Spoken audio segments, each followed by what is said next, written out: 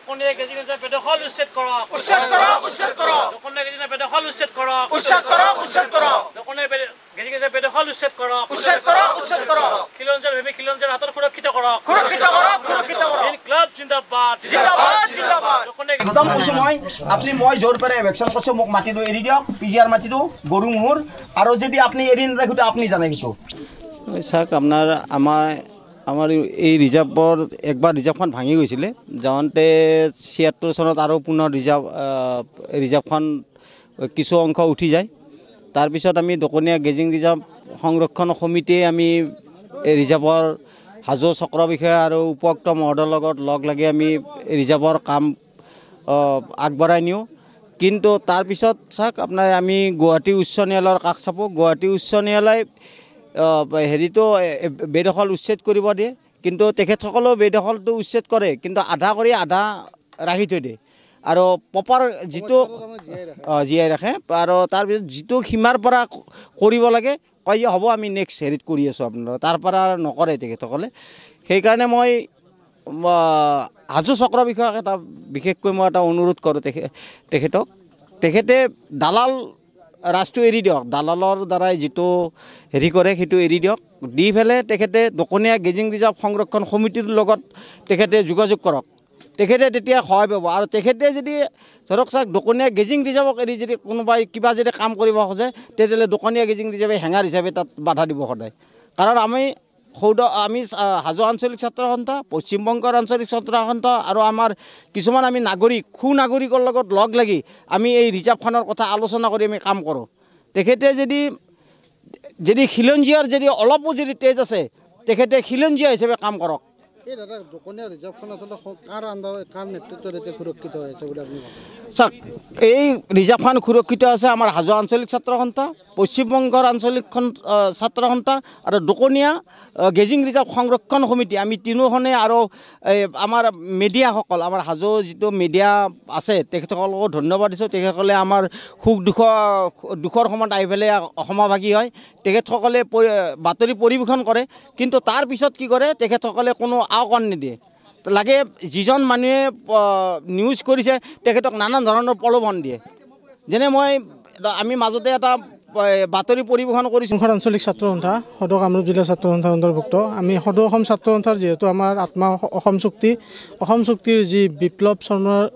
প্ৰতিবেদন যি বৰ্তমান প্ৰতিবেদন হৈছে আৰু প্ৰতিবেদন যিহেতু ৰাজহুৱা হৈছে যি প্ৰতিবেদনত যি আছে অসম চুক্তিৰ যি ১০ দফা সাংবিধানিক ৰক্ষা কৱচ মূল বিষয় আৰু এই বিষয়টোৰ প্ৰতি আমি লক্ষ্য কৰি আমি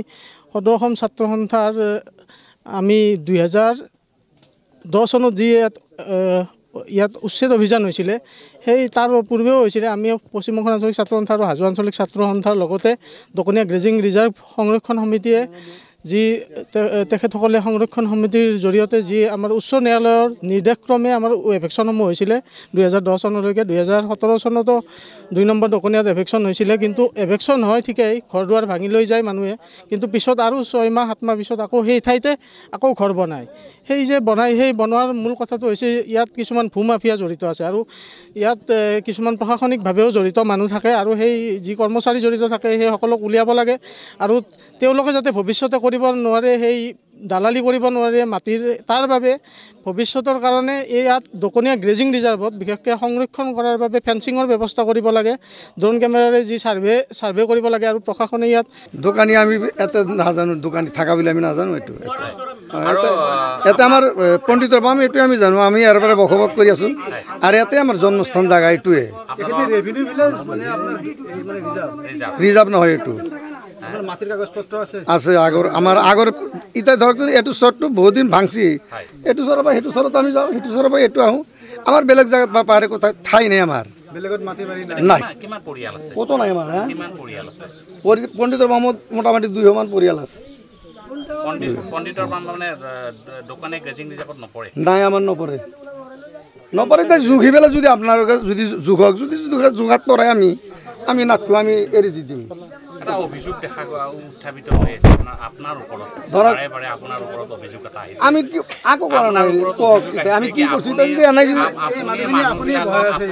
নাই মই কিয় বহাম এতে মানে কম কম পইচাত এই মানুহবিলাকক ইয়াত একদম আল্লাহ কসম বুলি কৈছোঁ আমি 5 পইচা কাৰো তাৰ পৰা লও নাই আমি কাকো মাটি দিয়া নাই মাতিব পাৰিম নেকি ক'ৰবাই দিম কওক আপুনি কওক আমাৰ মাটি নেকি কোনে কৈছে এইটো কাৰোবাক ক'ব পাৰিব নেকি কাৰোবাই যদি কয় যে বাকাই মাটি আমাক বহাই দিছে আমাক বহাই দিছে ঘৰ ঠিক আছে মই দুখী আছোঁ হা মোৰ নাম আবু বাক্কাৰ সিদ্দিক ইয়াৰ হেৰি কোন গাঁও প্ৰধান কোন ইয়াৰ গাঁও প্ৰধান কোন গাঁও বুঢ়া কোন গাঁওবুঢ়া মস্তফা গাঁওবুঢ়া আপোনাৰ ভতিজা হয় মোৰ ভতিজা আপোনাৰ দুটাই ভতিজাই হেৰিয়ে মিলি আপুনি নাই নাই নাই আমি কিয় কৰিম সেইবিলাক কাম নাই 1 পইচা লোৱা নাই কাৰো তাৰ পৰাই লোৱা নাই ইয়াতে আমি বহুত দিন হ'ল 15-20 বছৰমান হ'লে ভাঙি যোৱাৰ পিছত আগত আমি ইয়াতে ৰাখিছিলোঁ তাৰ পৰা ভাঙি গ'ল ঘৰ ভাঙি যোৱাৰ পাতে আৰু ইয়াতে আনিবলৈ তুলিছোঁ এনেকৈ থাকোঁ আমি ওচৰতে এইটোৰ পৰা